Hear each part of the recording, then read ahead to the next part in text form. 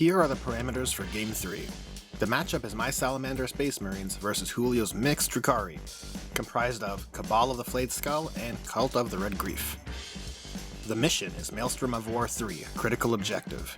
It's a rather simple Maelstrom mission. At the start of each player's turn, before putting any tactical objectives into play, that player can take an objective from their discard pile and shuffle it into their deck.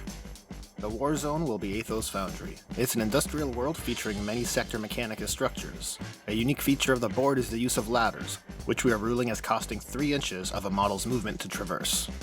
And with the parameters defined, let's get on to the list breakdown.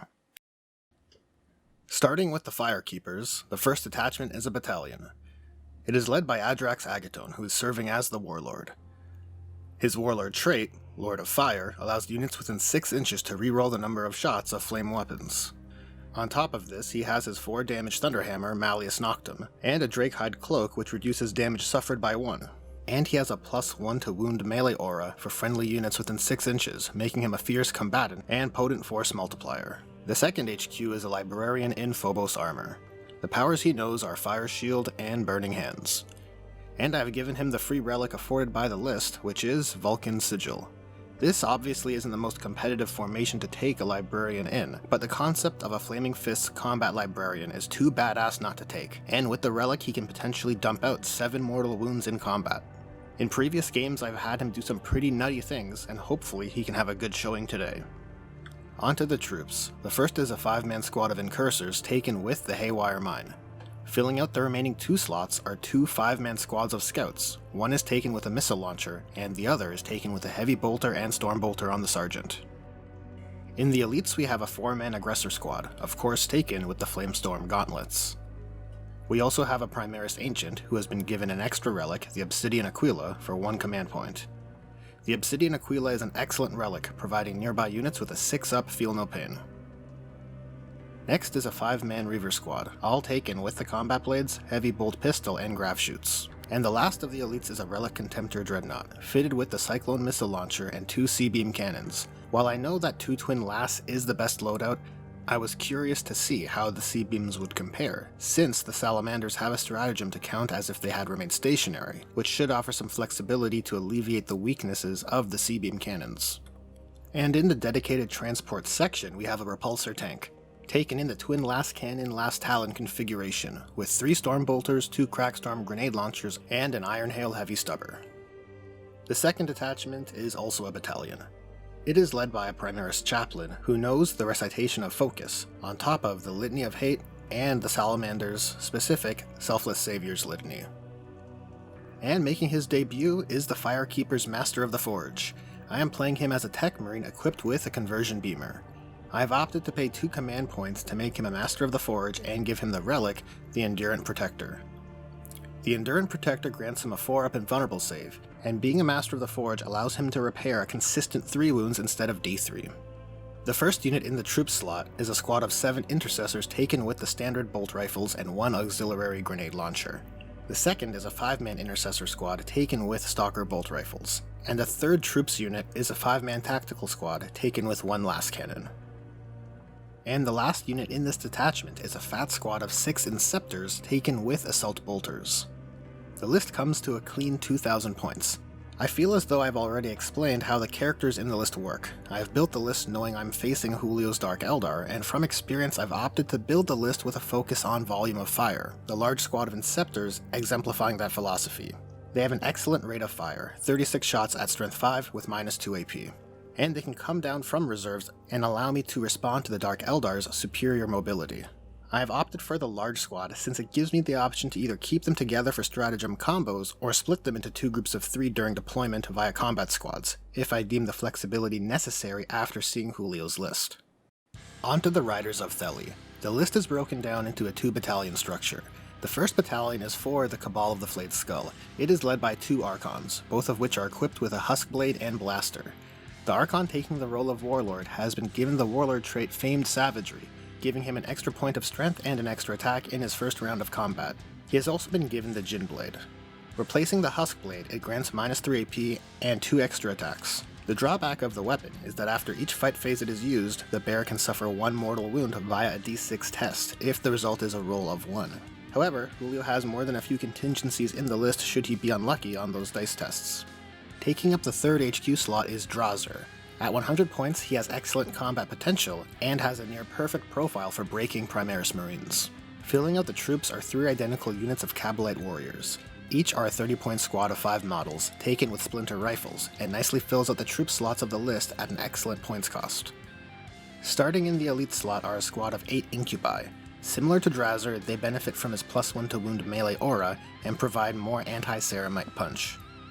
And taking up 2 more elite slots are 2 identical squads of Kabalite Trueborn. Each unit is taken with 4 blasters, with the Drakon leading the squads equipped with a blast pistol. And filling out 3 more elite slots are 3 Slith. At 27 points each, they have 3 wounds apiece at toughness 5, and are equipped with shard carbines. But perhaps most importantly, friendly Archons nearby can pass off wounds to them should the need arise. In the fast attack slot are a unit of 8 Scourges. 4 are equipped with shard carbines and 4 with haywire blasters, and the Solarite leading the squad has a blast pistol.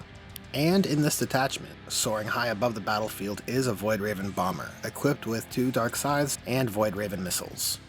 And lastly are the dedicated transports for the many units of the battalion. Within the detachment are 2 Raiders with disintegrator cannons, one of which are also equipped with splinter racks, as well as 3 Venoms, all equipped with 2 splinter cannons. And if that wasn't enough, there is still the 2nd Red Grief Witch Battalion. The battalion is led by 2 Succubi. Julio has decided to spend 2 command points to give one of the Succubi a Warlord trait via the stratagem Alliance of Agony, and a relic with the stratagem Prizes from the Dark City. Her war gear is an Archite Glaive and Blast Pistol. The Warlord trait she has been given is Hyper Swift Reflexes, and her relic is the Blood Glaive, which replaces her Archite Glaive. Her combat drug is Adrenalite, which grants 1 to her attack's characteristic. Altogether, she has 5 attacks, hitting on 2s, rerolling 1s at strength 6, -3 d3 damage, with a 3-up invulnerable save. The 2nd Succubus has a Shardnet and Impaler, and the combat drug, Grave Lotus, which increases her strength from 3 to 4. Filling out the troops are 3 identical squads of witches. With regards to their loadout, all are taken with Hekatari blades, with each Hecatrix taking a Phantasm grenade launcher and a blast pistol. The first squad's drug is Serpentine, improving their weapon skill by 1. The second squad's combat drug is Hypex, which increases their movement by 2 inches. And the third squad's combat drug is Splintermind, which increases their leadership by 2.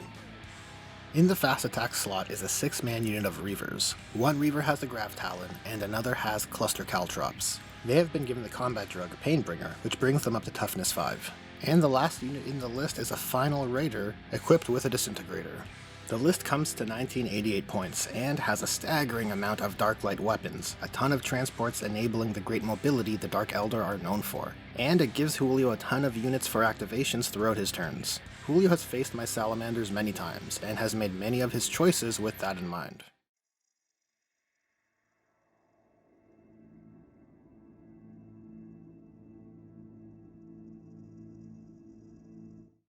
Returning to the Forge World of Athos, we have my Salamanders versus Julio's Drukhari. What's up? Here is a breakdown of the game setup. After placing down the objectives, the Drukhari forces won the roll-off, and with Julio wanting to have the first turn, he decided for the Salamanders to be the defenders. Based on that, I decided to cut the deployment as Vanguard Strike, and chose the back corner as my deployment zone. Being the attackers, the Dark Eldar deployed first. I will let Julio explain his setup.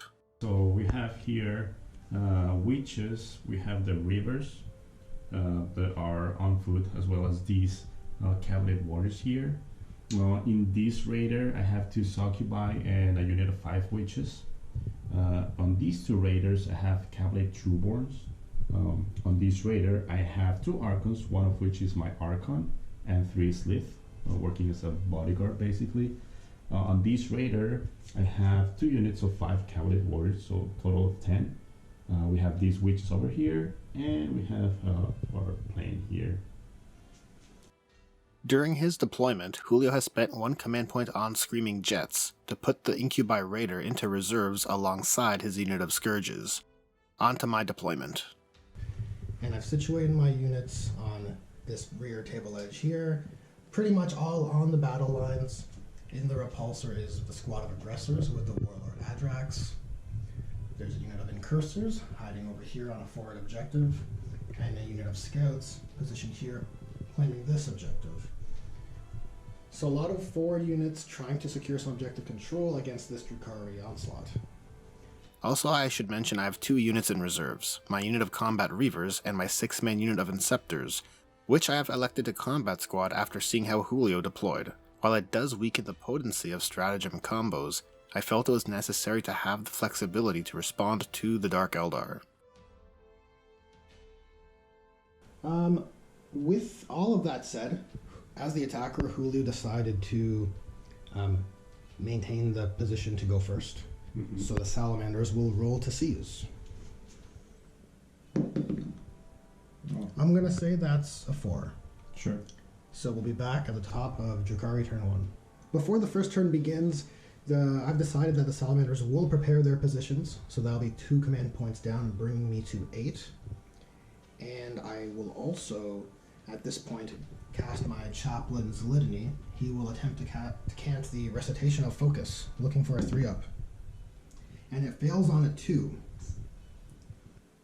Looking at the Drukhari objectives that are being put into play, we have Secure Objective 1, which is already in their deployment zone and controlled, which is perfect. We have No Prisoners, which, fair enough, is just to destroy enemy units. Should be no problem for a powerful army like the Drukhari. And Defend Objective 2, which is an interesting choice because that is one I already have my clutches on. So it looks like we're going to be getting into a pretty dynamic first turn coming up. Recapping the Dark Eldar movement phase. Following their orders, these Kabalite units remain stationary to secure Objective 1. This unit of witches advanced up the board looking to get a cheeky charge on those scouts. The Reaver jet bikes did not advance as they wanted to shoot, and really didn't need it, easily able to close the distance on the incursors. And trailing behind the Reavers is the Raider, holding the witches and succubi inside. Upon the central platform, all 3 Venoms moved up, the 2 Blasterborn units and the Command Venom on the left, all able to pick their targets. The Blue Raider, holding 2 units of Kabalite warriors, moved forward to bring their weapons to bear against the Salamanders' lines. And the most significant action of the movement phase is the Void Raven Bomber. Julio has moved it from its initial position and released its Void Mine onto the incursors, so he rolls 1d6 for each model in the unit, looking for 3-ups. The result is 3 mortal wounds, which slays 1 incursor and leaves another with 1 wound remaining. And with that done, the movement recap is complete. The Dark Eldar have pushed forward, dominating the board, and are eager to kill. We'll be back in the shooting phase. A small recap to start. Some technical difficulties due to warp machinations.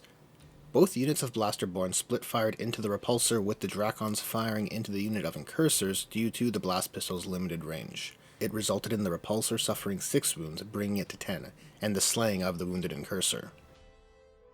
So the next units to fire will be the rightmost Venom, firing its 2 splinter cannons into the incursors.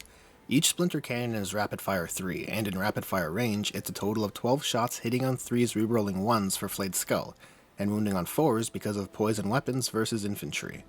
It results in 7 wounds on the incursors, and I'm saving on 3s, but failing 2 more means another incursor falls. Next, the second Blasterborn's Venom will be firing into the incursors. It's a repeat of last time, 12 shots hitting on 3s, rerolling 1s, and wounding on 4s. The result is 8 successful wounds, looking to save on 3s. And again, failing another 2 means a second incursor falls to splinter fire. Next, the units within the Command Venom. The 2 Archons and 3 Slith embarked within are all separate units, but we have decided to resolve them together for convenience. To start, the 2 Archons will be firing their blasters into the repulsor. So these are hitting on 2s? Hitting on 2s. So of course Are one these fails. you rolling 1s for Flayed Skull? No, because they're not rapid fire. Gotcha. Okay. So we have 1 hit and we are wounding on 4s. Of course. And So it's not a win. fails.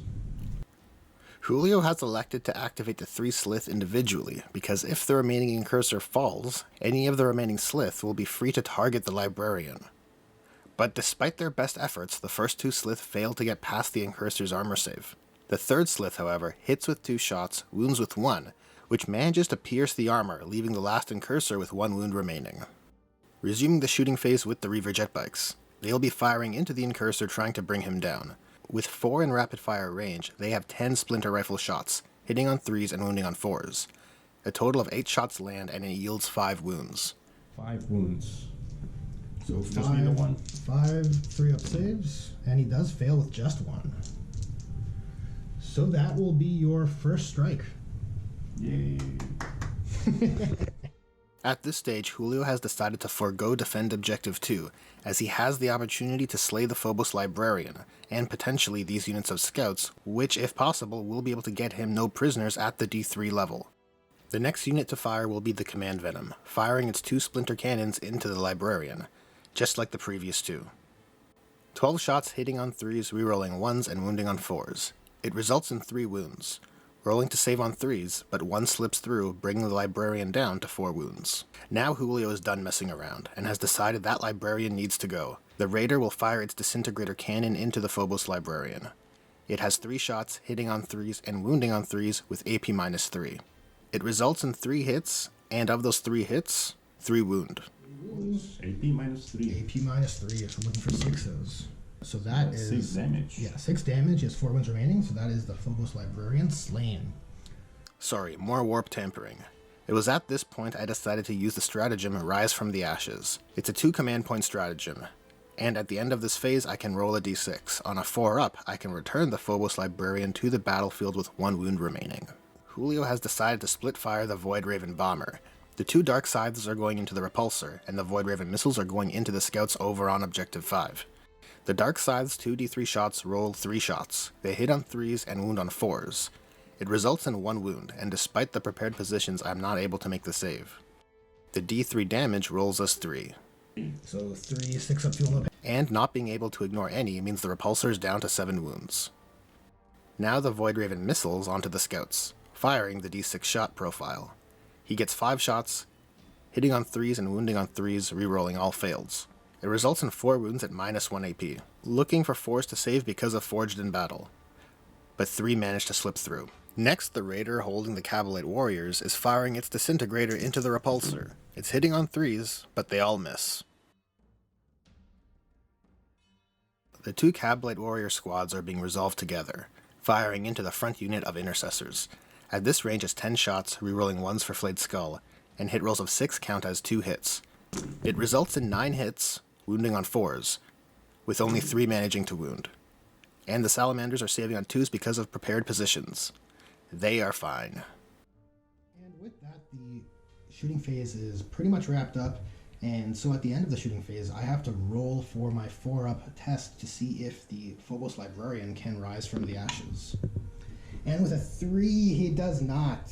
Unfortunately, I'll have to show this wombo combo of his next time. At the start of the charge phase, the Drukhari are looking to remove this unit of scouts for no prisoners. Although this unit of witches here advanced, Cult of the Red Grief allows the unit to advance and charge and reroll failed charges. But first, the scouts overwatch. It results in the frag missile slaying 1 witch. And now we're looking for an 11-inch charge. So let's see that 11. Nope, but you can reroll. I can reroll it, yeah. Yep. Oh, There, that'll do it. that'll do it most definitely. Are there any other charges to declare, Julio? Yes. So Okay, so the unit of bikes will also declare charge into those scouts. For all intents and purposes, they're tied up already, so you can just roll the distance while we're here. So all I need is a 10. Oh, 10 on the bikes? Gotcha. Yeah, and I can still reroll. Because they're a Cult of the Red Yeah. Reef. So So 4, reroll. Reroll. No. So We'll be right back with the Witch Cult combat. Starting in with the only combat of the round, these witches are swinging into the scouts. The 4 of them have 13 attacks, hitting on 3s and wounding on 5s because they are strength 3. It results in 3 successful wounds at AP 0. Now rolling to save for 4s. But one of the Hekatari blades takes the life of a young scout.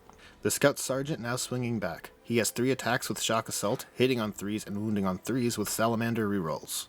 It results in 2 successful wounds. Julio here looking to save on 4s. And for the other that slips through, he ignores the damage because the witches are inured to suffering. The scout sergeant needs to pass a morale test. 4 dying means on a 5-up he flees. And it appears this sergeant, yet to be a full-fledged marine, does indeed know fear. In the Drukhari scoring phase, they score secure objective 1 thanks to these Cavalate warriors. For no prisoners, a total of 3 Salamander units were destroyed, which makes this objective worth D3. Julio now rolling its value. And it's worth 1, which brings the Drukhari up to 3 victory points. And at the end of his turn, Julio has decided to discard Defend Objective 2, as he wants his objective slots free for his next turn. We'll be back with the Salamander objectives. At the start of the Salamander's turn, they thought this world was safe. Scouting parties were sent forward, and from the darkness came the Riders of Theli, and in their coordinated assault, they destroyed 3/4 of the Firekeeper's forward operatives, including Phobos Librarian Takaze. The Salamander's response? Purge the alien. They want vengeance. Here are the Salamander's objectives. It seems to be an order based solely on vengeance. The Salamanders want that back. Supremacy, to score D3 for holding any 3. Coincidentally, holding or securing Objective 2 will trigger Supremacy, as we already have Objective 3 and Objective 4 over here by these scouts. And the last objective is Scour the Skies, which there are many flying units the Drukhari have, so it should not be a problem. Summarizing the Salamander's movement phase, the aggressors and Adrax disembarked from the repulsor and moved out, securing Objective 2. The repulsor shifted what it could, and the Tech Marine moved the remainder of the way. Forge Master Kashar restoring it back up to 10 wounds, enough for it to operate at full efficiency. The Intercessors pushed forward slightly, wanting to remain within earshot of Adrax and the Ancient. The Relic Contemptor and the Tactical Marine Squad remained stationary, as did the Scout Squad holding Objective 4. And without our Librarian, we'll be back in the shooting phase. Starting off the shooting phase is the Repulsor. Because it has so much guns, it's a great candidate for the 1 CP stratagem Crucible of Battle, which will add 1 to all of its wound rolls. I have declared for it to split fire, the last cannons and last talents into the Void Raven, and everything else into the closest Blasterborn Venom. In response, Julio is spending 2 command points on lightning fast reactions to add a further -1 to hit for the Venom, starting with the twin last cannon and talon into the Void Raven Bomber. It's 4 shots hitting on 4s because the Void Raven is hard to hit, rerolling 1s for Adrax, and wounding on 2s because of the Crucible of Battle stratagem. It results in 2 successful wounds. Julio now rolling his 5-up invulnerable saves. With both managing to wound, they are D6 damage each. The result of 3 is less than ideal from the potential 12, but with only 5 CP remaining, I'm opting to reprioritize some shots to try and save that command point if possible. Dialing up the small arms fire, we have 12 Stormbolter shots, 3 from the Iron Hail, and 2 from the Crackstorm grenade launchers. Everything is hitting on 5s from the -2 to hit. And with the Crucible of Battle stratagem, the Stormbolters and Iron Hail are wounding on 4s, and the Crackstorm is wounding on 2s. From the Repulsor's small arms fire into the Venom, the result was the Venom taking 3 wounds. Sort of a summary here. After a bit of planning and feeling some regret, I reluctantly spent the 1 command point to try and fire a Hellfire shell from this Scout Squad into the Void Raven. It hit and delivered 2 mortal wounds, bringing it down to 7. The Master of the Forge then fired into this raider with his conversion beamer, which resulted in 1 damage. Onto the Relic Contemptor. He will be split firing. From the Cyclone missile launcher, 2 crack missiles will go into the Void Raven, and in order to maximize the C-beam cannon, he will fire into the raider holding the witches behind the Reavers over here. First, the cracked missiles, 2 shots hitting on 3s, wounding on 3s.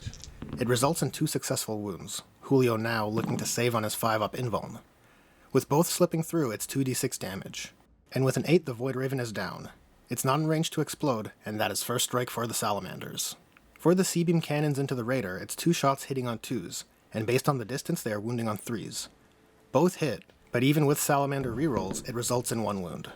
Julio looking for a 5-up, which he passes, that raider's Night Shield refracting the beam aside. Back with a small arms mini summary, the Stalker bolt rifle intercessors and the Chaplain and the Ancient fired into the raider south of their position. The rolls were a bit of a whiff, and resulted in their firepower not making the mark, only taking down another 2 wounds. But now onto the aggressors, which I have elected to split fire. The leftmost will be firing into the middle Venom, with the 2 others firing into the wounded Venom, which provides a nice counter for those negatives to hit.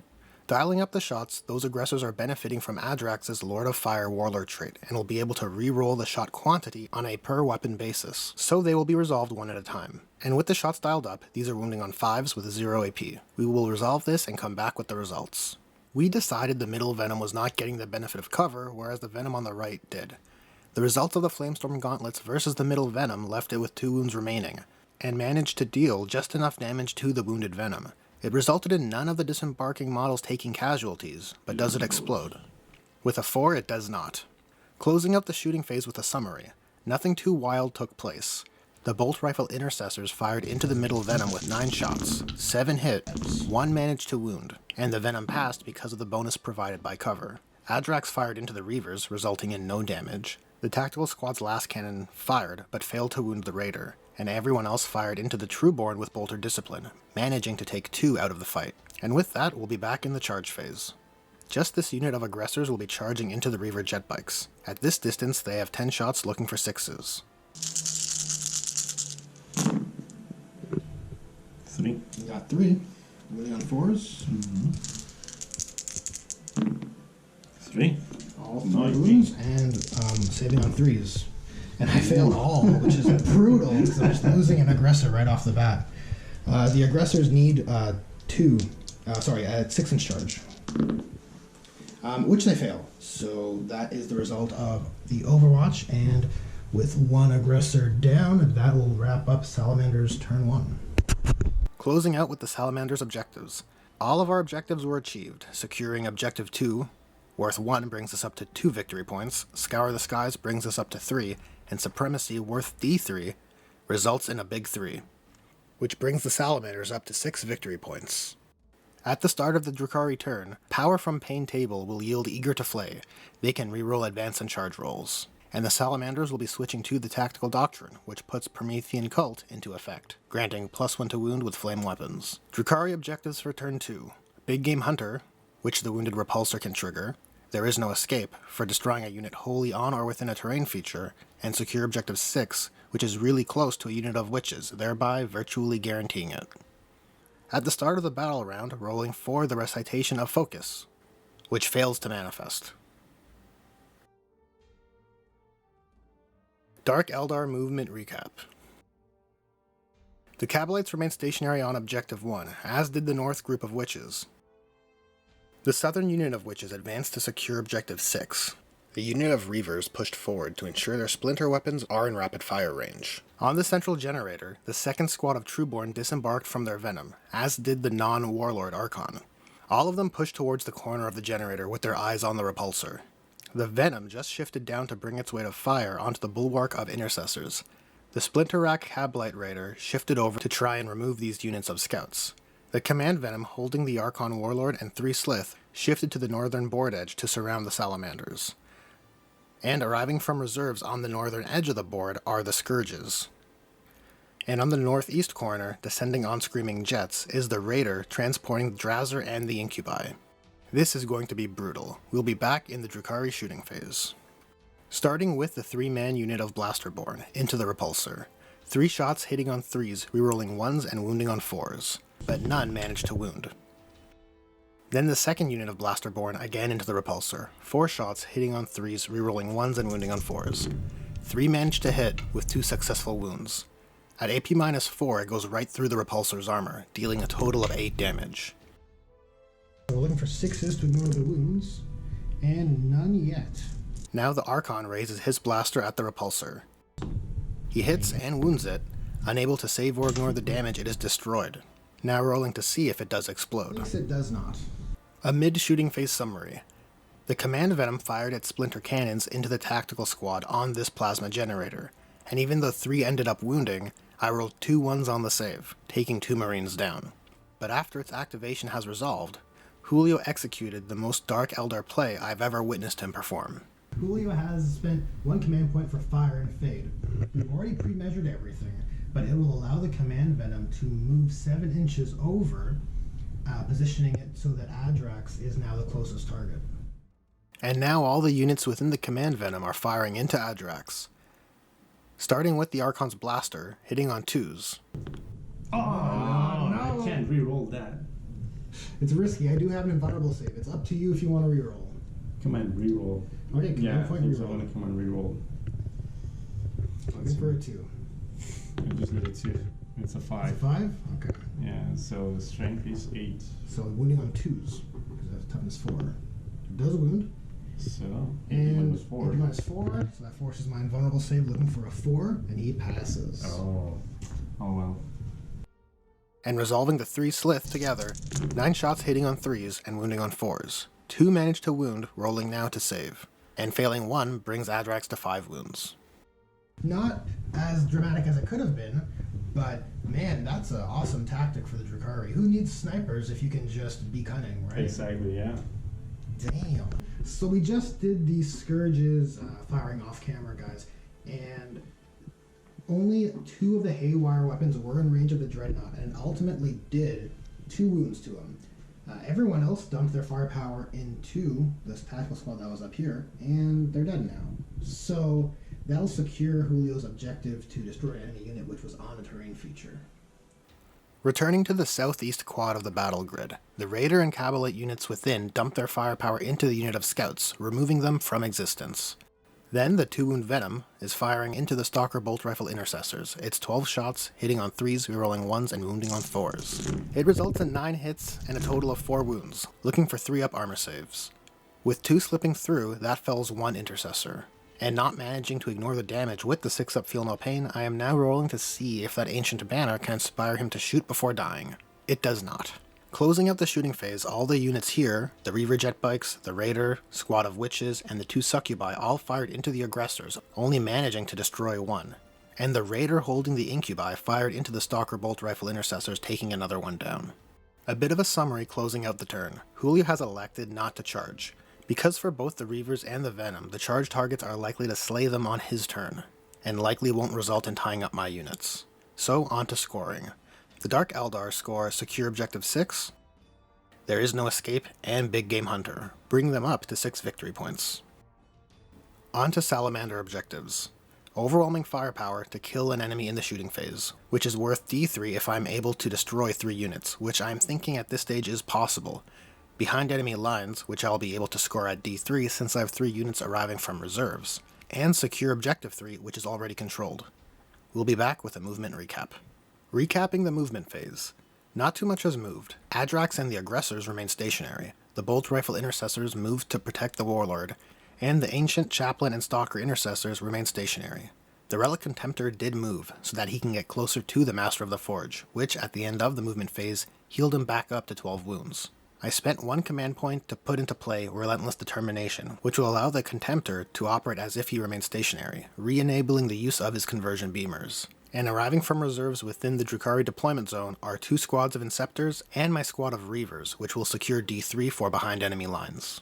Starting in with the Relic Contemptor, I decided to split fire, putting 2 crack missiles into the Raider and the conversion beamer into the Scourges, to which Julio responded by playing lightning fast reactions on them, making it much harder to shift them.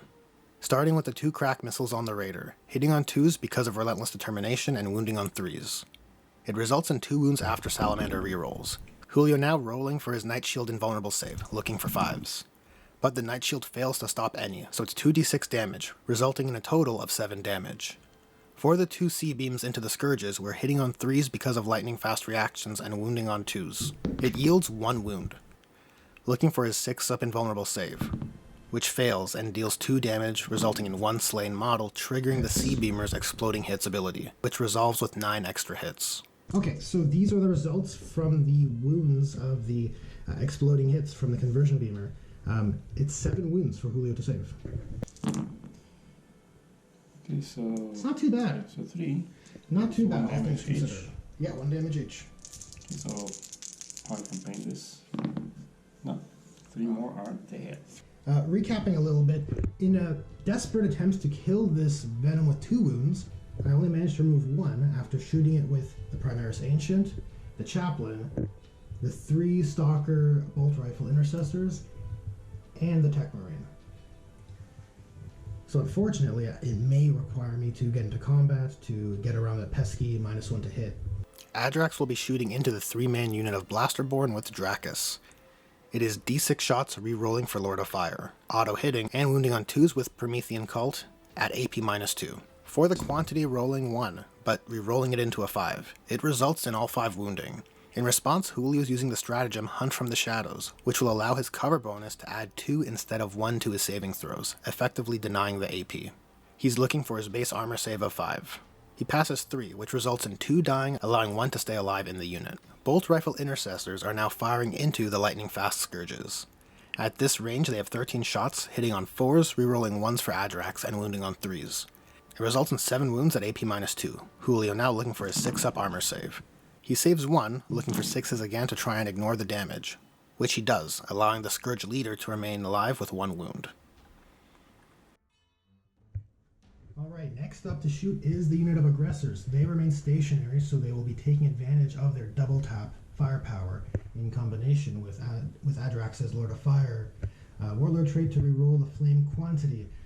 This aggressor, the sergeant, will be firing into the Reaver jet bikes, and the one close towards this generator will be firing up on top into the Cavalite warriors. The Cavalite Trueborn. A summary towards the end of the shooting phase. The aggressors firing at the Trueborn on the generator wiped them out. The aggressor firing into the Reavers managed to take out 2 jet bikes. After activating the 2 units of Inceptors and the Reavers, it resulted in 1 remaining Cabalite warrior surviving. Which is a problem, as this guy here is denying me from scoring D3 for overwhelming firepower. But it is what it is. Charge phase summary. Thinking forwards, I wanted to remove the Venom as a useful tool for Julio's next turn, so I declared a charge with the Stalker Intercessors. The Overwatch resulted in... So rerolling this one. So 2. 2 6s, wounding on 4s. Wounding on 4s. 1 wound. 1 wound. 3 up armor save for Space Marines. Be passive. And the distance is a 4, which is not enough. I may need to think about this. Alright, so after much rumination, I decided that I want to save some CP for later points in the game, and I don't feel like charging in with the Chaplain and subjecting him to Overwatch and potentially failing. So that's going to be the end of the Salamander's turn. Wrapping up some morale, the Scourge that was here fled because the unit was way too large, and I'm basically on a 1-up, he would have fled. The Trueborn here, who suffered some casualties, he was fine because only 2 died. And the one on this objective passed his morale test like a boss. So returning to Salamander's scoring. Overwhelming firepower, only 1 point was scored, bringing us up to 6 because we're not able to kill more than 3 units in the shooting phase. We score another one for secure objective 3 because we are holding objective 3, and that brings us up to 7. And behind enemy lines, which is worth D3 because we have 1, 2, 3 units in the enemy deployment zone. So, rolling for how many points? 3. So another 5 points for the Salamanders. Nice. Strong objective scoring. We'll be back at the top of battle round 3 in the Drukhari phase, objective phase. So at the top of battle round 3 for the Drukhari, Flensing Fury comes into effect from their Power from Pain abilities, which allows them to add 1 to hit in the fight phase, which is extremely good. With that in mind, I think I'm going to cant my Chaplain's Litany as the Litany of Hate. So I'm looking for a 3-up, and it does go off this time, so units within 6 inches of the Chaplain can reroll failed hit rolls in the fight phase. With all that said, the objectives Julio has put into play are overwhelming firepower to destroy enemy units in the shooting phase, secure objective 2, which is definitely possible because I don't have troops controlling it for him to remove even, and secure objective 5, which is Drukhari Witches are poised to already be doing. So it should be a pretty good scoring turn for Julio as well. We'll come back. Alright, so recapping the Drukhari movement phase, it seems as though their trap has sprung. All of the characters and their supporting units have disembarked. From this raider, we have 2 succubi, one of which has the Warlord and the Bloodglaive, a unit of witches. And from the command venom, we have the Warlord himself and his 3 Slith. And from this raider over here, we have Drawzer and his unit of 9 incubi. A few units have repositioned. The raider on the southern edge of the board just edged over to draw more line of sight, looking to gain looking to score points for overwhelming firepower. And the Archon, and the second Archon moved over to this edge here. I guess he'll add a few reroll hit auras to this venom down below. And I think with that, we're on to the shooting phase. A complex summary to start the shooting phase. The Raider and all the Cabalite warriors fired into the unit of Stalker Bolt Intercessors, and they managed to destroy them. They triggered some banner shots, which resulted in the destruction of the Venom, which ended up exploding. Because Julio did not want to risk damage to his Archon and the remaining Blasterborn, he command point rerolled, denying the explosion. The Blasterborn and Archon then fired into the Relic Contemptor, who passed his invulnerable saves. Okay, coming back to the shooting phase, we have these witches here shooting into the aggressors. Based on my understanding of the rest of the firepower of the army, I want these aggressors to be able to hold on into subsequent phases, so I'm going to spend 2 command points for transhuman physiology at this stage, since they've been declared as a target of the witches. Next up, the witches. We have the blast pistol hitting on 3s. It hits and fails to wound. The 4 splinter pistols, all of which hit, wounding on 4s, but 1 slips through, so 1 aggressor has 2 wounds remaining. Next, the succubus fires her blast pistol, hitting on 2s, which hits, but fails to wound. Then the Reaver jet bikes. 4 bikes means 8 shots. It results in 3 wounds and another manages to slip through, moving that aggressor down to 1 wound. And the Raider's disintegrator cannon. Hitting on 3s. 2, and then 4 4s. 2 wounds. AP minus 3. AP minus 3 is looking for 6s to save. We pass Of course. both. They stand firm. Moving over to the Archon and his 3 slits. Slight summary here. We're resolving the Slith together for convenience. They have 9 shots, rerolling all fails because of Court of the Archon, and wounding on 4s because of poison. It yields 5 successful wounds, 3 of which are failed to be saved, but 1 is ignored, which destroys 1 intercessor. As he falls, the banner triggers him to fire, but the damage is blocked by the Slith's invulnerable save. Next, the Command Venom firing its 2 splinter cannons into the bolt rifle intercessors. It's 12 shots hitting on 3s, rerolling 1s, and wounding on 4s. It results in 4 wounds at 0 AP, looking for 4 3-up saves. 1 fails. Can it be ignored?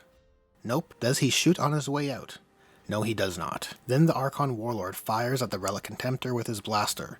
1 shot hitting on 2s, rerolling 1s, and wounding on 3s. It manages to wound, and looking for the 5-up invulnerable from the Contemptor, which fails. Julio rolls 3. And rolling now to see if the Relic of Ancient Glory ability can ignore any of these on a 6. Managing to ignore 1, the Relic Contemptor suffers 2 wounds. A charge phase recap. The Archon and Slith charged into the intercessors, and positioned in such a way to deny Adrax from heroically intervening. The Incubi have charged into the Master of the Forge. The plan in mind is to slay him and consolidate into the Dreadnought. The Witch Cult units did not charge into the aggressors because it would essentially be suicide, and besides that, these witches are currently securing this objective, which Julio deemed more important. Recapping the fight phase. Despite their best efforts, the Slith were only able to destroy 1 Primaris Intercessor, with the Salamander's ability of ignoring AP-1 really coming into effect. The Archon, however, stepped into the fray and cut down the squad to a man, leaving that last Intercessor with 1 wound remaining.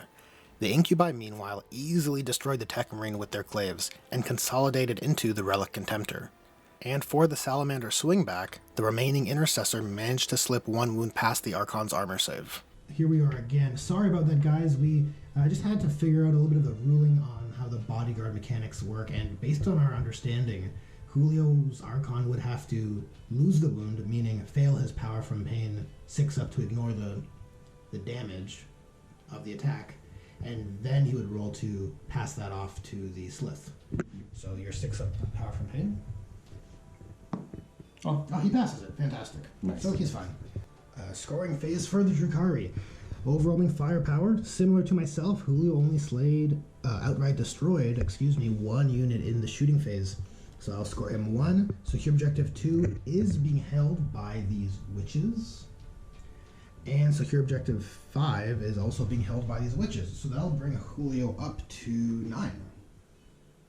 Salamander's objectives. I am playing Assassinate to kill some characters, secure objective 6, which is nearby, and secure objective 1, which the Reavers can potentially secure via a charge. Again, not too much moving this turn, but some careful repositions. I kept the aggressors stationary as I am running short on units. I felt it was crucial to maintain their double tap ability. Adrax shifted over into position to charge the Archon Warlord, as has the Chaplain and Ancient. The Contemptor stayed in combat. Since the Incubi can't fall back and charge, I am thinking that if the Contemptor lives, it will keep the Incubi locked up on their turn, potentially keeping my characters safer. The last standing Intercessor did fall back, so that some firepower could be put into the wound-absorbing Slith. The Inceptors moved forward to control Objective 6. The rear unit moved as well, but needed to advance in order to get their bolters into range of that Archon, the plan being to bring him down with weight of fire for Assassinate. And the Reavers moved forward, keeping in mind not to shoot this Cabalite warrior as I need him alive to make that charge and get myself onto Objective 1. With few assets remaining, I felt it was best to use a summary for the Salamander's shooting phase. The Archon on the central generator was destroyed through weight of fire from the 2 squads of Inceptors. Over here, the Ancient, Chaplain, and Adrax managed to take out the Southern Slith. The aggressors split fire, one slaying the weaker Succubus, and one destroying the last remaining Slith in range to absorb wounds for the Archon Warlord. So I've sort of created this big galaxy brain play to try and get Adrax into combat. The Archon still has his Shatterfield save, but we have 3 characters that can hopefully wear it down to secure the Warlord, because I'm not sure how much longer my own Warlord will be alive for. So with all of that said, let's go into the charge phase. I'll start with this charge over here. It's the hardest charge I have to do, and it's worth 1 victory point. So do your Overwatch, Julio. Nothing happened. Nothing happened, and so I'm looking for at least a 5 to get in. 2. And we get in with a 6, so they will be in for their charge. And over here, I'm going to start charging with the Chaplain. I know it's risky, but whoever I charge with, it's risky, and at least he can save. Okay. So 6s rerolling 1s. Yep, your blaster. Oh. Okay. So it's a strength 8. Strength 8, wounding me on 2s for the Chaplain. It 18 does wound, and we have a 4-up invulnerable save from the Rosarius. He's fine. So the Chaplain needs, we already pre-measured, everyone needs pretty much 3, so he's in with a 7. The Ancient will now charge in. He'll get in with a 7 as well. And Adrax charging in, only needing a 3, gets in with a 6. He is ready for the fight. Look at this. This is the perfect representation of a character's motivation I've ever seen. Okay. He wants to keep the Archon. Well, he can try. So we'll be back in the fight phase. Starting in the fight phase, I am selecting Adrax to fight first. While I would like to force the breaking of the shadow field with the other characters, I know Julio has 2 command points to interrupt and potentially threaten my Warlord. So I'm hedging my bets. Plus, Warlord versus Warlord is epic, and always feels like the right choice.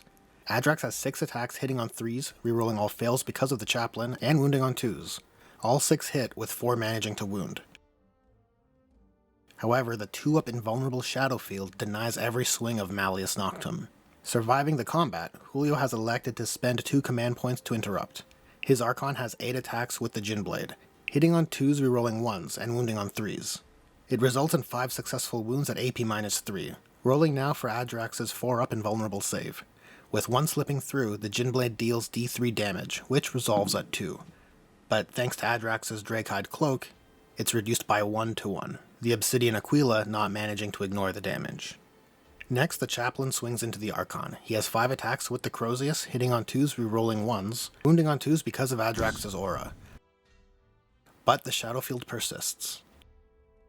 And finally, the Ancient swings with his fist. He has 5 attacks hitting on 3s, rerolling all fails because of the Litany of Hate, and wounding on 2s because of Adrax. So these are 3 wounds, 5 wounds at 0, 1 damage. 1 damage each. Yep.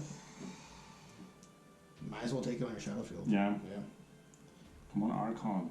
Like, come on, you saved like the most, like the strongest attacks. Yeah. And he fails And it. he fails it, of course. Of course he fails. And with the shadow field now broken, the Archon is brought down to 3 wounds. Slight recap here. The combat between the Incubi and Contemptor resulted in a few wounds on each side, and between the combats, the Salamander's characters elected to pile in and consolidate in such a way to keep themselves locked in combat with the Archon. The logic here is to deny the Archon from falling back, thereby keeping the Salamander's characters safe from shooting. And over here, the Reavers made quick work of the Cabalite warrior. A small detail, but an important one, since if he were to live, it would deny me from scoring. We secured objective 6 and secured objective 1, so that adds 2 to my score. And Assassinate is only worth 1 because I was just 1 character shy because of that Archon to score the D3. Alright, top of the Drukhari turn. He's put forth Blood and Guts to destroy enemy units in the fight phase. Take Them Alive, which is a Drukhari specific objective, which is for killing units in the fight phase and awarding more units for characters, which is achievable since I do have a Ancient with the character with an invulnerable save already in combat. And Secure Objective 3, which is also possible, seeing as how it's right here, and Julio has troops in this radar which can claim that objective. Recapping Dark Eldar movement phase. A little bit of movement, not across vast spaces, but kind of repositioning. The Raider, which was here, moved over, but before it moved, the Kabalite, one unit of Kabalite warriors inside disembarked onto the objective, which they are after this turn. Drazzer shifted over to become a bit more closer to the Relic Contemptor, and the Incubi's radar just perched up upon this plasma conduit up here. The Command Venom shifted from its previous location a bit over, going to draw line of sight on these aggressors, and the Reavers shifted over just to the north edge of the board beyond the pipes. Everything else remains stationary. Essentially a summary turn for the Drukhari. All the units here, the Raider, the Succubi, the Witches, shot their blasters and disintegrators into the unit of aggressors, taking them down. All these characters were exempt from shooting. In the fight phase, the Incubi and Drazzer were able to bring down the Relic Contemptor with relative ease.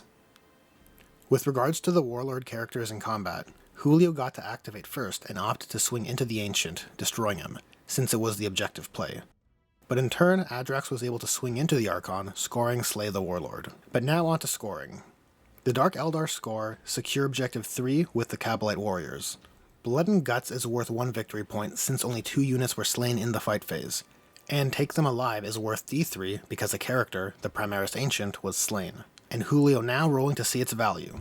And it's worth 3. It's a big scoring turn for the Dark Eldar. We will be back with the Salamanders objectives. So, things are looking pretty desperate at the start of Salamander's turn 4. I have 2 characters and a lone intercessor surrounded by the enemy. On the opposite edge of the board, I do have 2 squads of Inceptors and a unit of Reavers. Units which are capable of providing some support, but the logistics might be too much of a reach.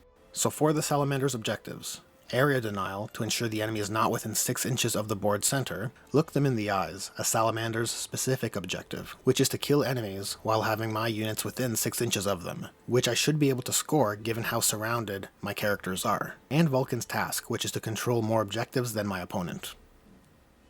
So, the Salamander's summary turn. Nothing too crazy, just trying to maximize scoring with the 6 units I have on the board. The Intercessor moved forward and is now in control of this objective. The 2 characters move forward to try and destroy this unit of Witches. The Witches weathered the shooting, and despite being not too far away, Adrax was unable to make the charge, perhaps too taxed from his grueling battle with the Archon. The Chaplain fought into the Venom which was here, destroying it, and the Inceptors fired in and destroyed this unit of Kabalite warriors which were contesting Objective 3, and also managed to destroy 3 Incubi. And the lone Intercessor fired in and destroyed the last remaining Trueborn. So on to scoring. Because the charge failed, area denial cannot be achieved. For Look Them in the Eyes, the Kabalite warriors, Venom, and Lone Trueborn were all slain within 6 inches of my units, making it worth D3. And it's scored at 2. And Vulcan's Task was scored for 1, which brings the Salamanders to 18 victory points. Dark Eldar objectives for turn 5. Area Denial, to keep the Salamanders out of the center. Defend Objective 4, which can potentially be scored as they have the mobility to control it. And Secure Objective 1, which is currently under Salamander control. Drukhari turn 5 recap. All the units here fired into the Salamander's characters and removed them in the shooting phase, netting them Slay the Warlord. The group of Incubi and Drazzer moved forward and charged the closer Inceptor group, reducing them down to a man. On to objectives. Defend Objective 4 is part way to being scored. Secure Objective 1 is not achieved, with Julio opting to discard it, and Area Denial is scored at 1. Getting Slay the Warlord on Adrax and Area Denial brings them to 16. Alrighty, so this late into the game we are ready to call it. The Salamanders already being ahead at the start of their turn, and the cards I'm putting into play, specifically looking at Secure Objective 4 and no prisoners, the Inceptors should be able to shift over and remove the Kabalites and control Objective 4. Essentially, I will be able to score Secure Objective 4 and get no prisoners on the way. So we are ready to call it here, a Salamander's victory. Happy to include it. It's been super long. So Julio, good game. Good game. Put it there. Well played. Here's the score breakdown. It ends up being 21-17. I am extremely impressed by Julio's executions in this game. As a relatively newer player, this is probably the best I've seen him perform, with several of his plays catching me off guard based on my previous expectations. Thanks for watching this bat rep. Quite a lot of work goes into the editing of this format, so I hope it was enjoyable. If you want to support this channel, or if you just believe in the goodness that is the Emperor of Mankind, hit that like button and be sure to subscribe. And with that, I'll see you guys in a future Theater of War.